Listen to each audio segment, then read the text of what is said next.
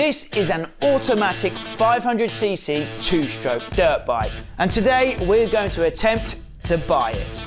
We are here at the National Exhibition Centre near Birmingham for the Classic Car Show, which incorporates an auction run by iconic auctioneers, where this beauty is up for sale.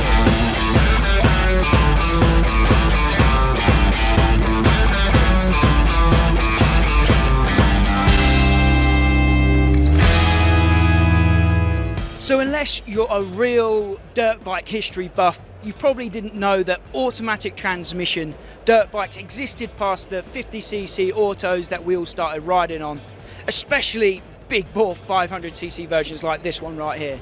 I know I certainly didn't. Before this video, I'd never heard of the Husqvarna 500 AE. But as it turns out, this bike has a really interesting history. And in fact, all of the Husqvarna autos have a fascinating backstory. So before we try and buy this bike here today, let's take a look back at why these things even exist in the first place.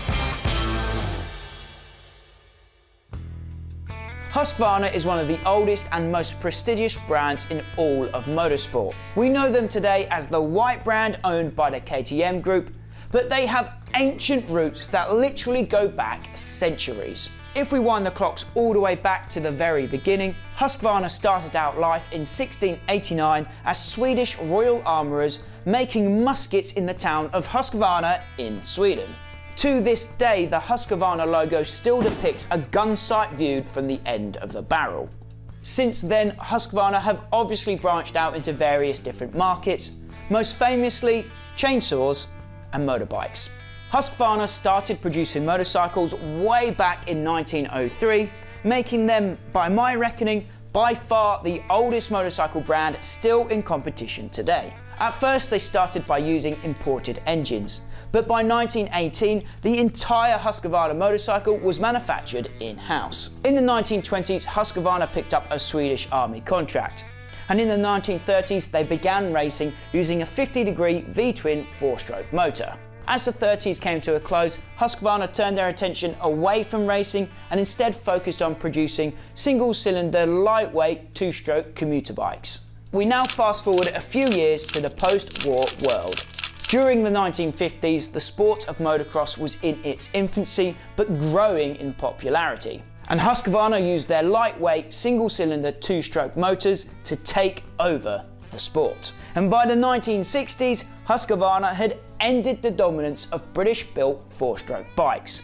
They were the original two-stroke heroes. Husqvarna quickly became the single most successful brand in the sport during these early years, winning 13 world championships between 1959 and 1979. And they would only be dethroned when Suzuki began the Japanese invasion in the early part of the 1970s. And coincidentally, the early 1970s is exactly when our story with the automatic Husqvarna begins.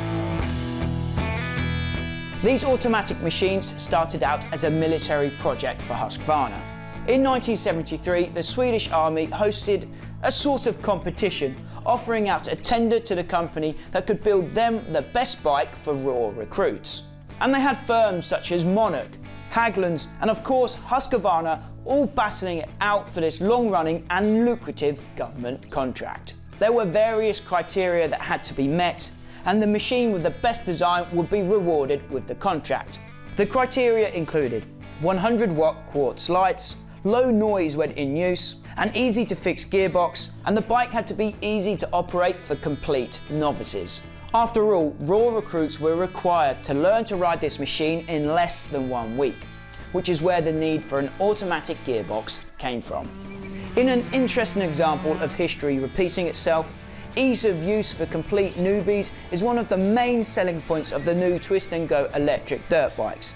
But we'll get back to that a little later on.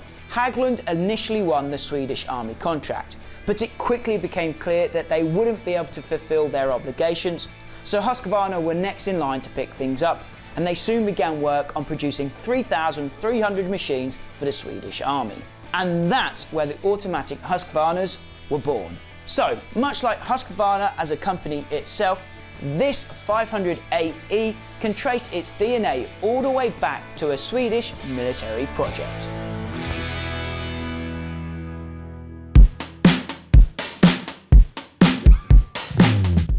was to put my money on the line and try to buy this bike, I wanted to learn how these things actually work. And luckily for me, Motocross Action have a really comprehensive feature on this topic and these machines. It's without doubt the best source of information on these bikes that I could find anywhere on the internet, and it really helped me in the research of this video. I'll link it in the description down below for you guys to check out if you're interested. In his article for Motocross Action, Jody Weisel explains how Husqvarna wanted a simple solution for this project. He then goes on to tell us how Husqvarna engineer Lars Erik Gustafsson came up with the solution. He simply borrowed the centrifugal clutch from the Husqvarna chainsaw division. This is how Weisel explained it. In essence, a centrifugal clutch is similar to a set of drum brakes. The clutch plates are shaped like brake shoes, and the clutch hub is the drum. Instead of the drum spinning as on a car wheel, the shoes spin inside the hub. The shoes do not touch the hub at low RPM, but as the mechanism spins faster and faster, the shoes are flung outwards at approximately 2,500 RPM until they make contact with the hub. This is why a centrifugal clutch is often referred to as a slinger clutch. When the shoes grab hold of the drum, the bike moves. Friction caused by the shoes dragging against the hub meshes the spinning brake shoes with the hub, which turns the RPM into motion. Unlike a brake shoe that drags on the hub to stop a bike, the Husqvarna clutch shoe spins outwards to engage the gears. Jody was obviously able to ride one of these bikes back in the day, and he goes on to explain how it was operated in more detail. You rev the engine up until the clutch shoes spin outward enough to grab hold of the hub. First gear uses 43 psi clutch springs that enable the auto to calmly idle without trying to take off. As the RPM climb with throttle input, the centrifugal forces overcome the 43 psi spring tension and first gear is engaged. From that point on, each gear's centrifugal clutch kicks in as the RPM rises. He finishes this section of his feature like this. A very clever and intricate gearbox operates off of the power supplied by the slinger clutches. The result is a bike that shifts through the gears by itself. Once you dial the throttle open, the Husky Auto moves forward until it reaches the correct speed to shift to second gear. Second, third and fourth gears are engaged by a series of very complicated sprag gears and large diameter dog bone bearings that engage in one direction and release in the other. It upshifts as long as you keep the throttle on, and downshifts by freewheeling when you shut the throttle off. The bike obviously upshifts and downshifts by itself, but Jody says a savvy rider could manipulate the throttle and the brakes to get the auto to shift more precisely. So now we know how the bike works, it only makes sense that we try to find out what they were actually like to ride. I mean, were they even any good? Let's find out.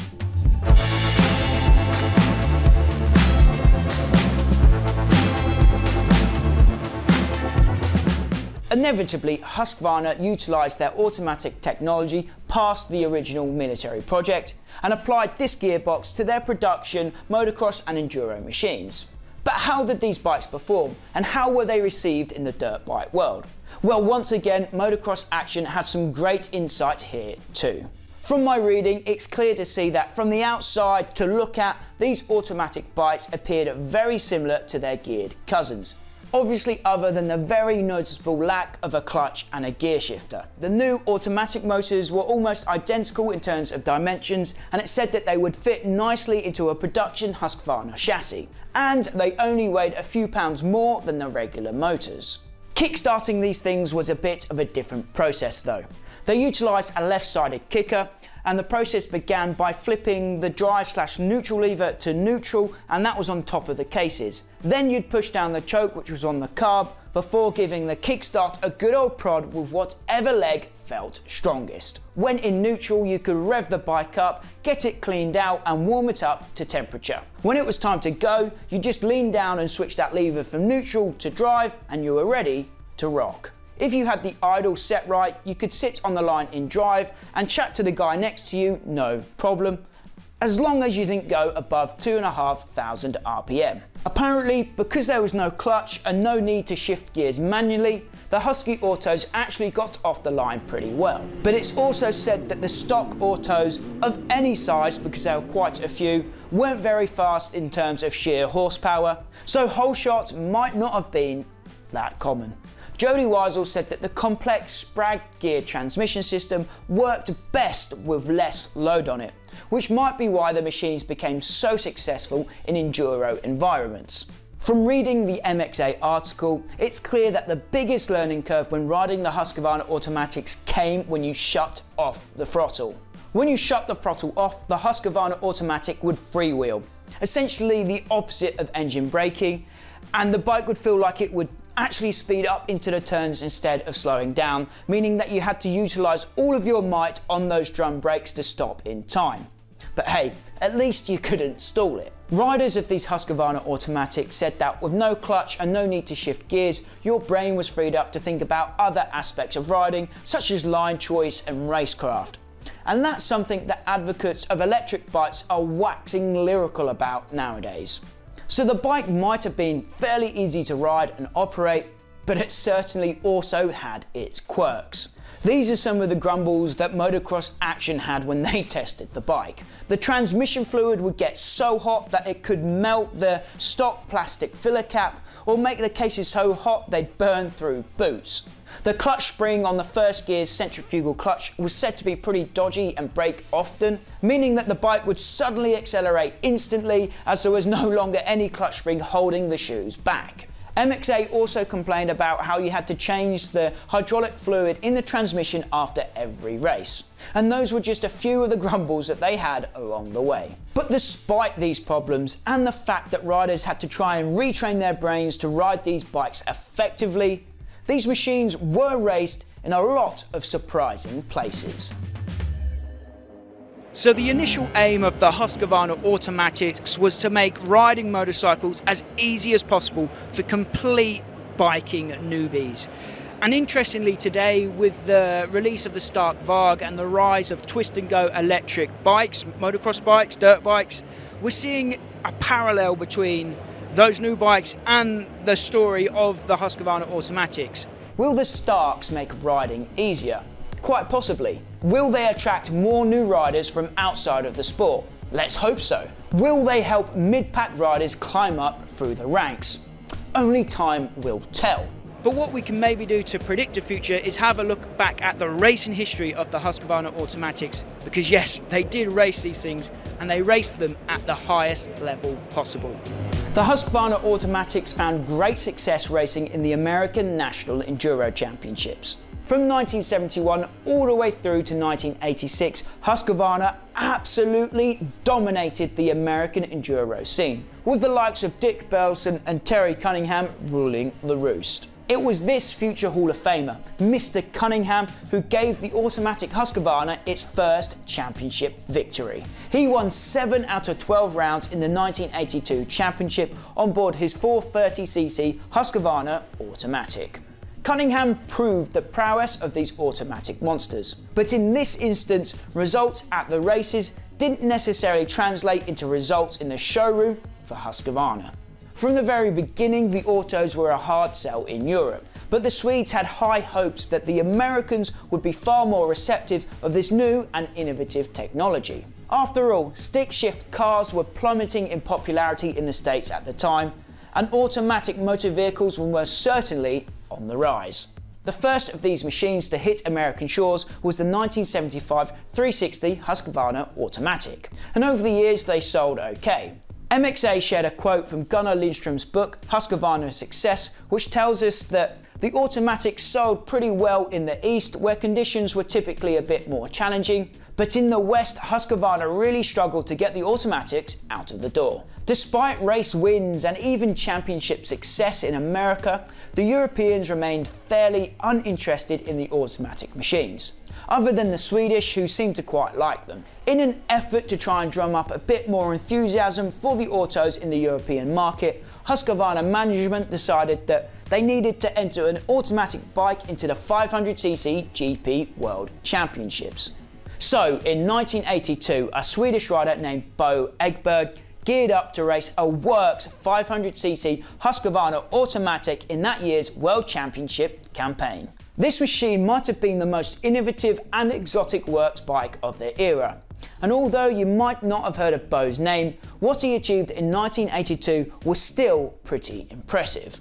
Up until 1982, Bo was a journeyman Grand Prix racer, having never scored a GP point in his life so far. But in that 1982 season, on board the Husqvarna Automatic, Bo qualified for every 500 GP and scored points more regularly than anyone could have really expected. So, were these improvements influenced more by a good run of form from Bo or from that super exotic Automatic 500? I couldn't possibly say, but in his feature, Jody Weisel did say that the Automatic Husqvarnas made you a faster rider because they demanded more from you.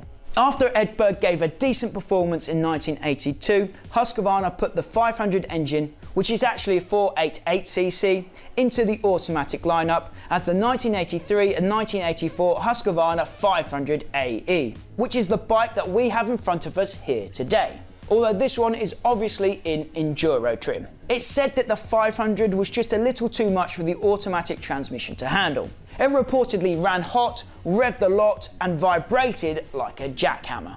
The automatic gearbox is supposed to have worked best with modest power, which is possibly why the 1986 and 1987 3-speed water-cooled 430 AEs were considered the best of the bunch.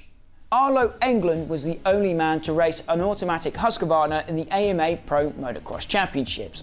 This is what he had to say about the bikes. It is really too bad Husqvarna didn't have more money to throw at this unique motorcycle. In motocross, the heat that the clutches created killed the reliability, especially on tracks with deep, loamy soil. It needed a good, functional oil cooler and a better way to launch out of the starting gate. With today's technology, I wonder just how good a fully automatic dirt bike could be. Regardless of their reputation or their success, or lack thereof, I'd still love to take one of these things for a spin, which is why we're heading to the auction today. Reading up on the history of these bikes truly fascinated me, and I really wanted to know what they felt like to ride. Would they make you faster? Would they feel like a modern e-bike?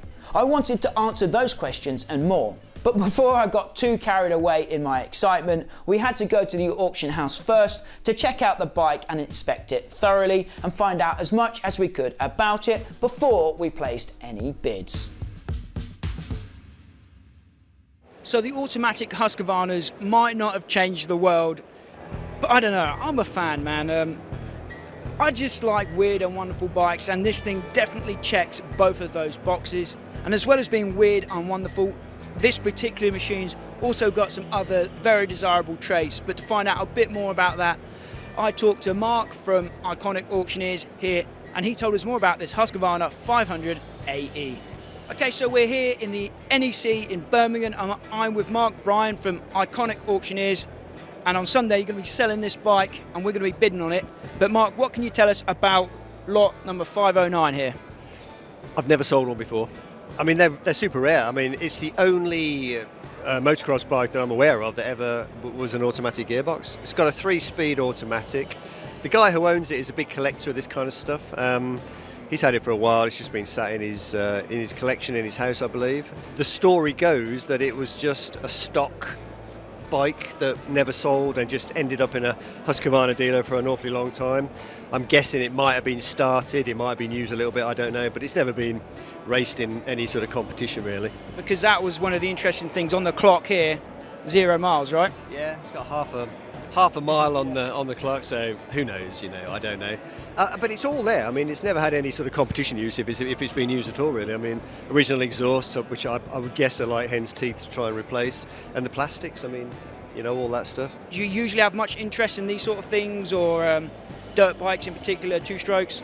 2-strokes, yes, because obviously people don't really kind of, you know, manufacturers don't make them so much nowadays. Motocross bikes, I mean, or enduro bikes like this, I mean, they're quite a popular thing because there are some championships now where people can use them and you can go across and do these sand raiders and all that kind of stuff.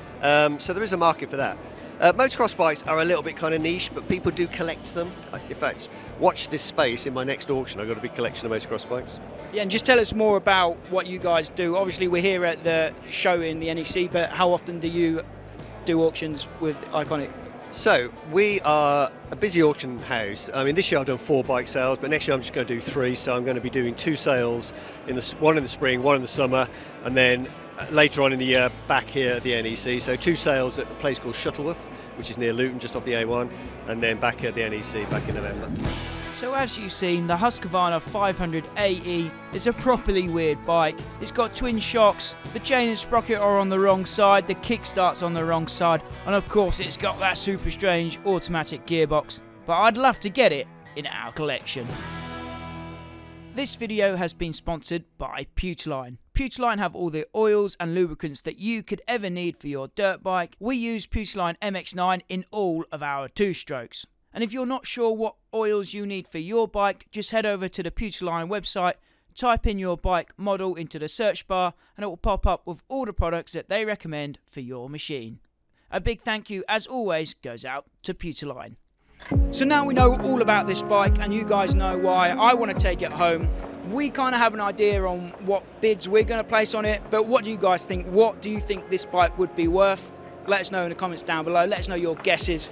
But before we get the paddles out and our bids in, let's take a look at the legacy of this bike and why we don't see automatic motocross machines or dirt bikes in the sport today. Let's take a look at what happened next after the 1984 Husqvarna 500 AE. As I mentioned earlier, Husqvarna were a powerhouse in both early Grand Prix motocross and American off-road racing during the 70s and 80s. The automatic machine won championships for the brand and propelled Bo Ekberg to his best GP results of his career up until that point. But by that time, the fall of the once great Husqvarna had already begun. In 1977, Husqvarna was actually bought by a giant Swedish company called Electrolux, who are the world's second largest appliance company. And by the mid-1980s, they had decided they wanted to offload the motorcycle division of the company. In March 1986, Italian manufacturer Cagiva agreed to buy Husqvarna for $10 million, marking the end of the Swedish brand as the world had known it. Production for Husqvarna bikes was moved from Sweden to Italy, but a bunch of, I guess now former Husqvarna employees decided that they didn't want to make the move, so instead they started the brand Husqvarna. Back over in Italy, Cagiva decided that they didn't want to continue producing the automatic bikes, and the last of the 1987 models were sold off at rock bottom prices. And that was the end of the automatic experiment for Husqvarna. But it wasn't quite the end of the automatic experiment in the sport entirely. In 1991, Honda raced a couple different versions of an automatic CR250 at the All Japan Motocross Championships. And that's the same event where Trey Canard has just raced that prototype Honda e-bike in the last couple of weeks. The works version of this Honda automatic was known as the RC250MA and was equipped with a hydrostatic transmission. Further research and development in this area eventually resulted in a crossover to Honda's street bikes. And that 1991 automatic RC250MA now resides in Honda's museum in Japan. And from what I know, that was pretty much the last time we saw an automatic machine hit the dirt bike world. So now it's time to see if we can buy our own automatic dirt bike.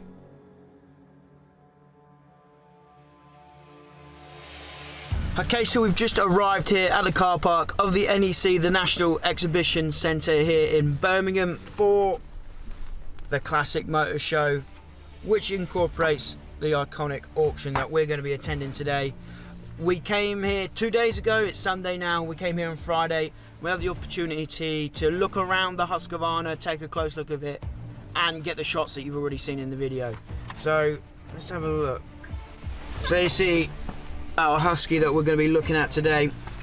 We've got a slight game plan. Like I said, we had the opportunity to look at the bike 2 days ago.